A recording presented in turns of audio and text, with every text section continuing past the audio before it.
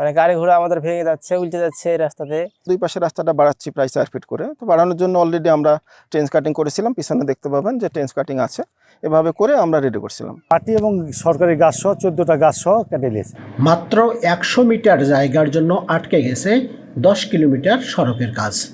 রাজশাহীর গোদাগাড়ী উপজেলার রাজাবাড়ী 6 ঘাটি থেকে দামকুড়া বাজার পর্যন্ত প্রকল্পের 85% কাজ শেষ হলেও স্থানীয় এক প্রভাবশালী ব্যক্তি 100 মিটার রাস্তায় কাজ করতে না দেয়ায় নির্দিষ্ট সময়ের মধ্যে প্রকল্প শেষ করা নিয়ে সংশয়ে রয়েছে বাস্তবায়নকারী সংস্থা স্থানীয় সরকার প্রকৌশল অধিদপ্তর LGED। খোঁজ নিয়ে জানা গেছে 6 ঘাটি থেকে দামকুড়া বাজার পর্যন্ত প্রায় 10 কিলোমিটার সড়ক 2001 সালে LGED পাকা করে। গত বছর যোগাযোগের গুরুত্ব বিবেচনায় 18 কোটি 69 লাখ টাকা ব্যয়ে সড়কটি শক্তিশালী ও চওড়া করতে প্রকল্প হাতে নেয় LGED। সড়কের দুই পাশে 4 ফুট করে বৃদ্ধি করে 10 ফুট থেকে 15 ফুট চওড়া করার কাজ শুরু হয়। এরই মধ্যে 85% কাজ শেষও হয়েছে। তবে স্থানীয় একজন রাজনৈতিক প্রভাবশালী ব্যক্তি পালপুর গ্রামে সড়কের পাশের জমির মালিকানা দাবি করে কাজ আটকে দিয়েছে। ফলে ভাঙ্গাচোরা সড়কের কারণে ভোগান্তিতে পড়েছে এলাকার হাজারো মানুষ। সড়কটি শুরু ও শেষ দিকের বেশিরভাগ কাজ শেষ হলেও মাঝে 100 মিটার কাজ না হয় তাদের দুর্ভোগের শেষ নেই। ভাঙ্গাচোরা জায়গাটিতে প্রতিনিয়ত ঘটছে দুর্ঘটনা। এখন মানে এই রাস্তার সমস্যা, এখন মানে গাড়ি ঘোড়া আমাদের ভেঙে যাচ্ছে, উল্টে যাচ্ছে এই রাস্তাতে। সবটুকু হয়ে যাচ্ছে, মানে এখান থেকে খালি বাকি আছে। এখানে হওয়া মানে আমাদের জরুরি দরকার। ওইদিকে ভালো আছে, খালি একটুখানি সমস্যা, মানে গাড়ি উল্টে যাচ্ছে, ভাঙে যাচ্ছে আমাদের।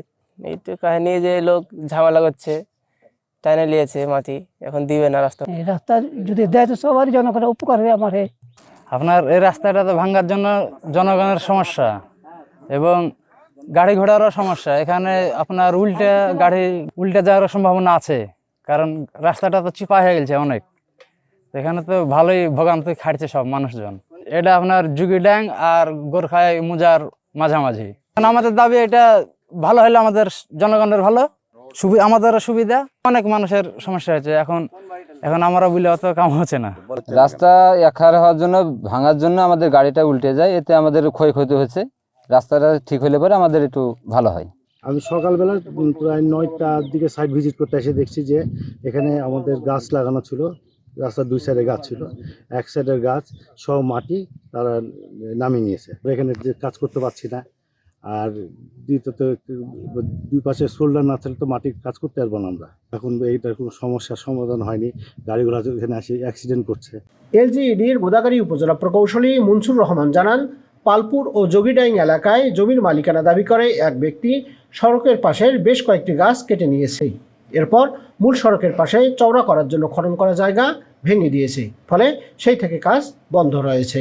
আর ডান পাশে এই যে প্রায় 100 মিটার জায়গা, এটা হলো যে আমাদের যে পূর্বের যে জায়গাটা ছিল, বাড়ানোর জন্য আমরা দুই পাশে রাস্তাটা বাড়াচ্ছি প্রায় 4 ফিট করে। তো বাড়ানোর জন্য অলরেডি আমরা ট্রেন্স কাটিং করেছিলাম, পিছনে দেখতে পাবেন যে ট্রেন্স কাটিং আছে, এভাবে করে আমরা রেডি করছিলাম। এখানে তো মাটি সহ গাছ কেটে নিয়ে গেছে, প্রায় 14টা গাছ ছিল।